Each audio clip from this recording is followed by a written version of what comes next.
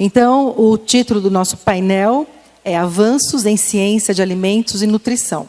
E para dar início a esse painel, eu convido a professora Luana Maurer, que ministrará a palestra Bioacessibilidade e Fermentação Colônica de Compostos Fenólicos da Casca de Jabuticaba, um estudo usando o RFS Ancon. A professora Luana Maurer é formada em farmácia e em tecnologia dos alimentos. Possui mestrado e doutorado em ciência e tecnologia dos alimentos pela Universidade Federal de Santa Maria, com período sanduíche na Universidade Estadual de Campinas, Unicamp. Atualmente, a professora Luana é professora adjunta na Universidade Federal de Santa Maria. Faz parte do grupo de pesquisa Compostos Bioativos, onde pesquisa especialmente compostos fenólicos e fibra alimentar, com foco nos efeitos biológicos e biotransformação durante a digestão. Possui interesse especial no reaproveitamento de resíduos agroindustriais como fonte de compostos bioativos e uso de solventes verdes para a extração de bioativos. Tem experiência em cromatografia líquida e gasosa, ensaios de digestão, bioacessibilidade e nutricinética, além de ensaios para avaliação de efeitos biológicos in vitro em modelos animais e ensaios clínicos. Professora Luana, muito obrigada por ter aceito o convite, pela sua contribuição e agradecemos aí pela sua palestra.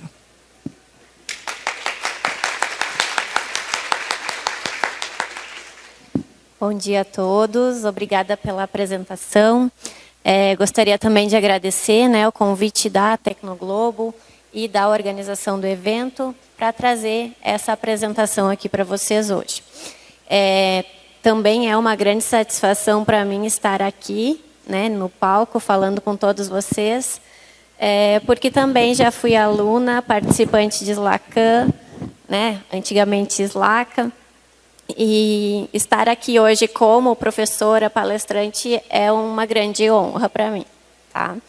Então, eu vou apresentar para vocês esse trabalho que vai falar sobre o catabolismo dos polifenóis da casca da jabuticaba, utilizando, então, a microbiota intestinal humana. Tá? Então, esse ensaio, a gente usou esse sistema aqui da Ancon, e eu vou apresentar, então, para vocês os principais resultados que a gente observou.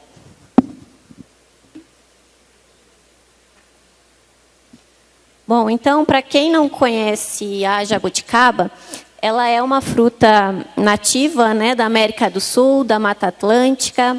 Ela é uma fruta que tem uma casca escura e bastante espessa, de polpa branca e bastante doce. Ela nasce, não sei se vocês conseguem ver aqui, mas ela fica aderida ao tronco da árvore. E é uma fruta bastante rica em compostos fenólicos, principalmente antocianinas e também taninos hidrolisáveis.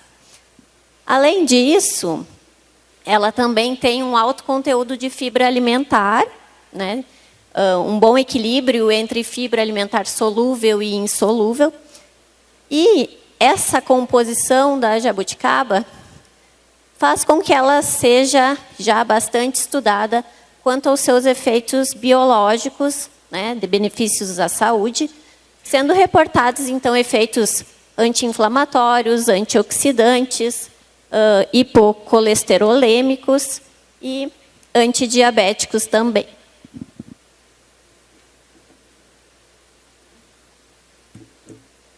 Bom, então, quando a gente quer estudar a bioatividade de uma fruta rica em compostos fenólicos, rica em fibra alimentar, como é o caso da jabuticaba, a gente tem como desafio, um dos desafios principais, que aqueles compostos que estão presentes ali na fruta, na casca da fruta,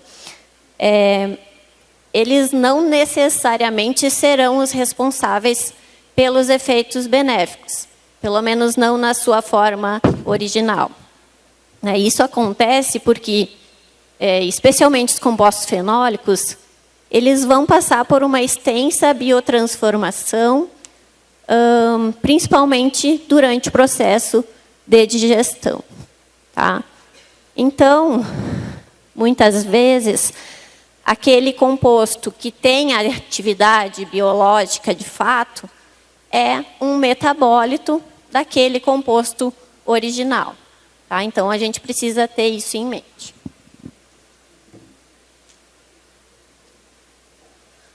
O objetivo, então, dessa apresentação é mostrar para vocês o uso de uma digestão estática simulada, né, que usa depois, então, a fermentação colônica com fezes humanas. Tá? Esse modelo de estudo foi usado para 2 estudos. Tá? Eu vou mostrar para vocês, então, um estudo de caso 1, né, que teve como objetivo investigar a biotransformação e bioacessibilidade dos compostos fenólicos da casca da jabuticaba. E, no estudo 2, aplicar aquelas amostras obtidas na fermentação colônica num modelo de cultura celular de células de câncer coloretal,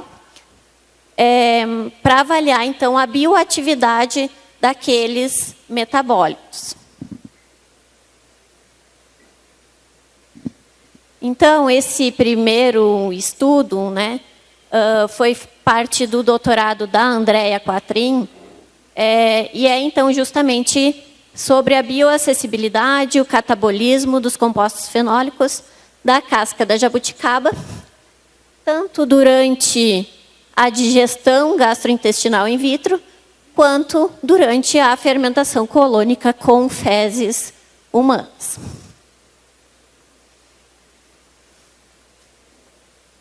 Então, nesse estudo, né, a gente utilizou a jabuticaba, né, ela foi colhida, teve as cascas separadas, liofilizadas e moídas, até obter um pó da casca de jabuticaba, que aqui a gente vai chamar, então, de JPP. Aqui, nessa tabela, está a composição centesimal desse pó, né, e eu ressalto aqui, então, a grande quantidade de fibra alimentar e a grande quantidade de compostos solúveis, né? Então, cerca de quase 10 gramas por 100 gramas de pó. Tá? Desses compostos solúveis, principalmente antocianinas. Tá? Bom, então, o protocolo que a gente usou, né, de digestão, ele foi baseado no artigo do Minecos, de 2014, que deu origem ao Infogest. Basicamente, né, o mesmo protocolo, só que ainda o Infogest não tinha sido lançado. Então, foi utilizado o pó da casca da jabuticaba e feito toda a digestão salivar, gástrica e intestinal, usando as enzimas, os pHs, os tempos de incubação e temperatura dos mesmos do Infogest.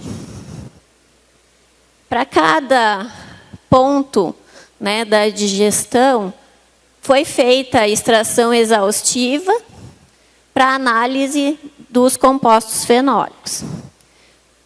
E eu tenho que ressaltar aqui que na digestão intestinal, a gente utilizou um sistema de diálise.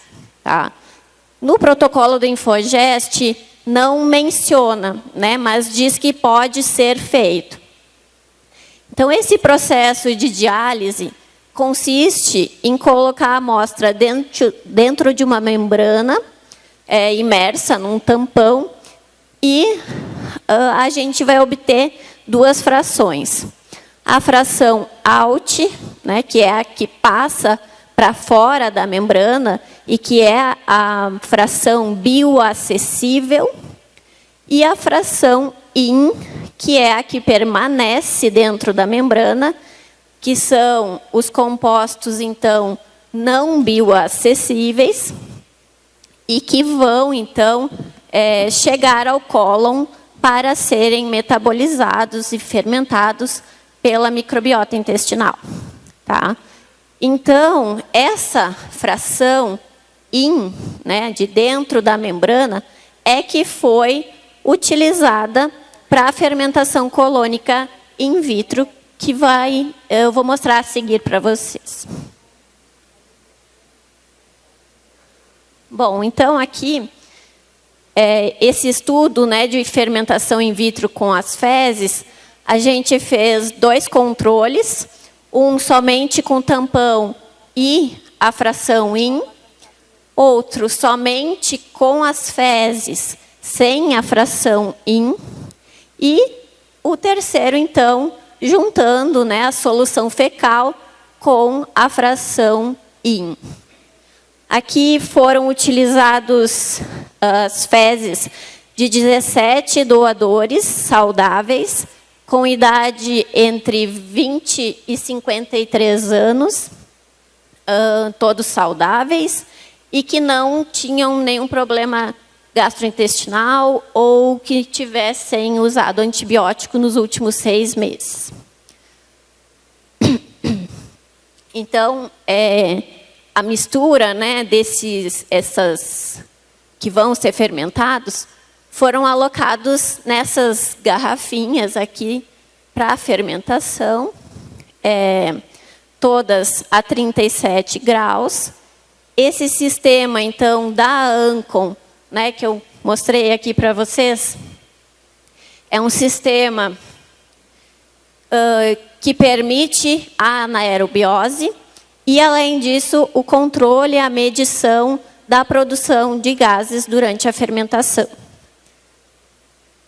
Nós utilizamos, então, frascos independentes para cada tempo de fermentação, variando, então, de 0, 2, 8, 24 e 48 horas. Nós utilizamos, então, frascos individuais para cada tempo de fermentação e fizemos 5 ensaios independentes de fermentação, cada um, então, usando o pool de fezes de 4 doadores. Daqui, então, de cada frasco de fermentação, a gente analisou os compostos fenólicos, ácidos graxos de cadeia curta, pH e microbiota no tempo 0 e 48 horas. Aqui, então, mostrando, né, o funcionamento desse sistema da Ancon, os frasquinhos eles ficam incubados, né, num banho aqui a 37 graus. Eles têm, né, uma comunicação com um módulo via Wi-Fi que registra a produção de gases, a temperatura e a pressão. Né, você pode programar para registrar a cada hora, por exemplo. E vai gerar, então, esses dados que podem ser exportados para uma planilha Excel. Aqui no painel A, vocês veem as fezes sem a fração in. Tá? Então, somente as fezes, se percebe, né, um decréscimo na produção de gás. Aqui no painel B, há um aumento, então, da produção de gases quando as fezes estão incubadas com a fração in. Aqui o círculo fechado é a produção total de gases e aqui os triângulos e quadrados representam a fermentação da fase solúvel e da fase insolúvel. Pelas pesquisas que a gente fez, esse foi o primeiro trabalho a utilizar esse sistema em um modelo de digestão humano. Até então, ele era muito usado, e é muito usado ainda, para estudo de ruminantes. Tá? Então, nós tínhamos um professor no laboratório que trabalhava com ruminantes e a gente pensou, né, por que não tentar usar esse sistema para a digestão? Né? Afinal, a gente tinha dúvida de como garantir a anaerobiose nos frasquinhos. E aí a gente testou, então, e deu certo. Aqui, mostrando, então, o perfil, né, de compostos fenólicos do pó de jabuticaba não digerido. Tá? Então, o pó original, né? A fração IN, né, que é aquela que ficou dentro da membrana e que foi, então, submetida à fermentação com as fezes. E aqui a bioacessibilidade, né, lembrando que a bioacessibilidade tem a ver com a fração ALT, né, aquela que passou através da membrana.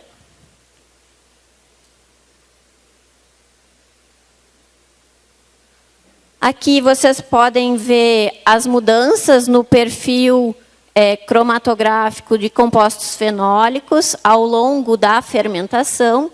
Então, aqui, né, 0, 8 e 48 horas. E se percebe, então, com o tempo, uma redução, né, na diversidade de compostos e o aparecimento de compostos que não estavam presentes no início da fermentação. Quais compostos? Principalmente aqui, né, o 22, o 27, que vocês percebem que não tinha aqui, e que são, então, metabólitos, né, da classe das urolitinas. Né? Tivemos várias urolitinas detectadas. E também o ácido protocatecúico, que é um metabólito derivado da metabolização microbiana das antocianinas. Aqui mostrando, então, as mudanças no pH, né, se percebe uma redução do pH com a fermentação, uma redução também da amônia, né, nas primeiras horas de fermentação, e aqui mostrando, então, a produção de ácidos graxos de cadeia curta durante a fermentação colônica com a fração IN. Se percebe, então, um grande aumento na produção de ácidos graxos de cadeia curta aqui no início, né, até 8 horas, e depois, então, estabiliza essa produção.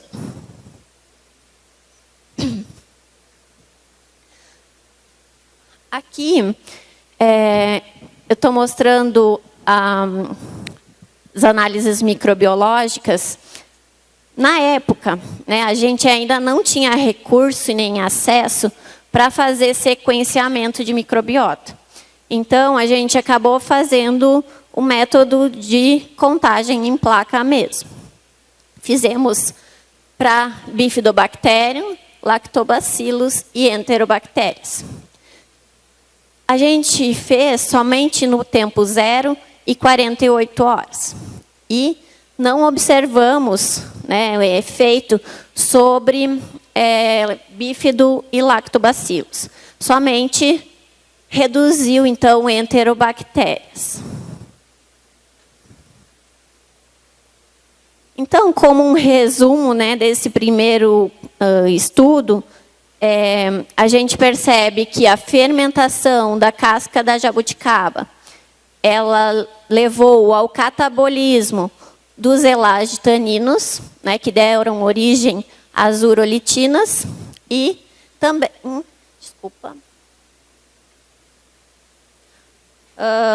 catabolismo das antocianinas, que deu origem ao ácido protocatecúico. Também, né, podemos associar uma modulação da microbiota pelo aumento observado, então, na produção de ácidos graxos de cadeia curta. E todos esses compostos, então, esses metabólitos, estariam associados com a manutenção da saúde. O estudo de caso 2, ele é, na verdade, uma continuação, né, do estudo da Andrea, foi realizado pela professora Paula Augusti, onde o objetivo aqui, então, foi utilizar aquelas amostras oriundas da fermentação do pó da casca da jabuticaba com as fezes humanas e pegar, então, essas amostras para estudar a bioatividade delas num modelo de cultura celular. Então, aqui, o início, né, é o mesmo do trabalho da Andrea, também, né, foi usado a diálise, as fezes humanas, né, daqueles 17 doadores, o mesmo protocolo, né, de incubação. E aqui foi feito um teste inicial, então, com células HT29 em monocamada, onde se testaram as concentrações de 0 a 2.000 microgramas por ml. E depois, então, se fez num modelo, né, 3D de cultura de células, com os esferoides, então, de células HT29. Nesse caso dos esferoides, foi utilizada a quantidade de 10 miligramas por ml e um tempo, então, de 72 horas, para se avaliar, então, o efeito antiproliferativo. Bom, nesses esferoides, então, das células HT29, o que se observou? Primeiro, que teve um perfil antiproliferativo numa curva, né, em formato de sino, onde o máximo de inibição, né, da proliferação celular ocorreu entre, então, 8 e 24, né, mais precisamente 22,4 horas de fermentação colônica. O máximo de inibição alcançado foi próximo a 70%. E depois, né, nas 48 horas de fermentação, já não teve um efeito antiproliferativo significativo. Quando a gente compara os resultados desses esferoides, né, dessa cultura 3D, com os resultados da monocamada, o que a gente percebeu? Que para os esferoides, eu precisei de uma quantidade muito maior de compostos fenólicos e também de um maior tempo de fermentação. Dos compostos avaliados em monocamada, a fermentação, o máximo, né, de inibição foi anterior, né, a essas 22 horas. E, além disso, então, esse tempo maior de fermentação necessário para os esferoides está associado a uma maior redução da complexidade das moléculas. Ou seja, moléculas muito grandes precisam de um tempo maior de fermentação para gerar moléculas menores, capazes de permear as células em 3D, para ter, então, uma melhor difusão, né? O que não acontece quando é uma monocamada de células. Aqui, nesse gráfico, vocês percebem a redução, então, dos taninos hidrolisáveis ao longo da fermentação, a redução das antocianinas, dos flavonoides, dos ácidos fenólicos e um aumento de urolitinas. Então, esse aumento mesmo foi mais pronunciado aqui para o final da fermentação. Bom, aí a gente queria saber quais são os metabólitos, então, que estão associados aos resultados de inibição da proliferação celular. E foi feita, então, essa análise quimiométrica, né, onde se observou que tinham 2 compostos, né, que estavam mais associados com essa inibição. O HHDP digaloeuglicose isômero e dihidroxifenil C valerolactona. E Aqui é importante destacar que esse composto ele não estava presente no pó da casca da jabuticaba. Então, ele foi formado durante a fermentação colônica, né, como um metabólito, e foi, então, associado a essa redução da proliferação celular. Aqui, mais um gráfico mostrando que esses dois compostos estavam mais associados à inibição, né, do crescimento celular, e estavam, então, foram mais observados no período entre 8 e 24 horas de fermentação. Isso quer dizer que, muito provavelmente, as urolitinas não foram responsáveis pelos efeitos antiproliferativos, uma vez que elas só aumentaram mesmo, né, nas últimas horas de fermentação. Como mensagem final, né, da palestra, eu gostaria de ressaltar que a maior parte, né, dos compostos fenólicos, eles vão ser extensivamente metabolizados ao longo, né, do processo de digestão, da fermentação colônica. Então, com isso, né, vão se gerar compostos de menor peso molecular, que vão ser mais bioacessíveis e mais biologicamente ativos. Além disso, quando a gente junta, né, os processos de digestão in vitro, fermentação colônica e ensaios de bioatividade em células, né, por exemplo, a gente consegue perceber que essas amostras vão ser mais biologicamente relevantes, né, do que um simples pó, né, de casca. E isso liga, né, muito mais os estudos in vitro com um resultado real, né, da realidade in vivo. Aqui, então, o nosso grupo de pesquisa, né, de compostos bioativos, liderado, né, pela professora Tatiana Emanuele, essa aqui. E gostaria, então, de agradecer mais uma vez. Como eu falei, é um prazer enorme estar aqui. Muito obrigada.